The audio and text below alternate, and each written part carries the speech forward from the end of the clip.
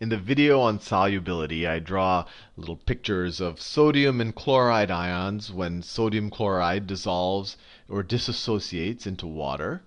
This is sodium and this is chloride.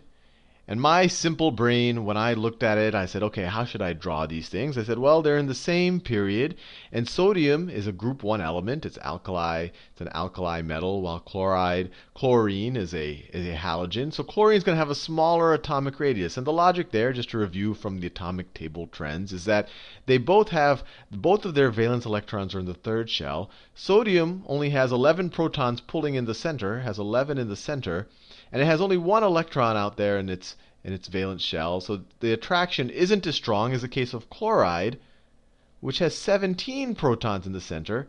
And then, so it will, although it has more valence electrons, it has 7 of them.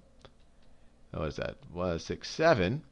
These protons are going to have a stronger attraction on them. And so if you just look at the trend in the periodic table, you'd expect the sodium neutral atom to be bigger than the chloride neutral atom because this guy has more protons pulling everything in. And that's how I drew the ions in that video. I said, oh, well, when I dissociate in water, I'll have a big sodium ion and a smaller chlorine ion, which is incorrect. Because think about, and this was pointed out to me by one of the viewers, and they're correct, and I should have realized this. What happens when you ionize these things?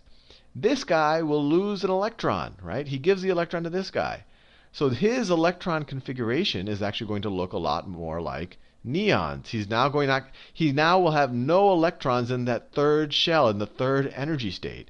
So now he's going to have an atomic radius that's actually much more similar to neons here. Right? Because he's going to have filled up the second shell. So actually the sodium ion, this is completely incorrect. The sodium ion is going to have an atomic radius not that different than neon. Actually, it'll be even a little smaller than neon because it has the same electron configuration, but it has one more proton. So the sodium ion is actually going to be smaller because it gets rid of the electron in that third shell. And the chlorine ion, cation, gained an electron. So it's completely completed its third shell. So here you have where the chlorine ion is going to be bigger.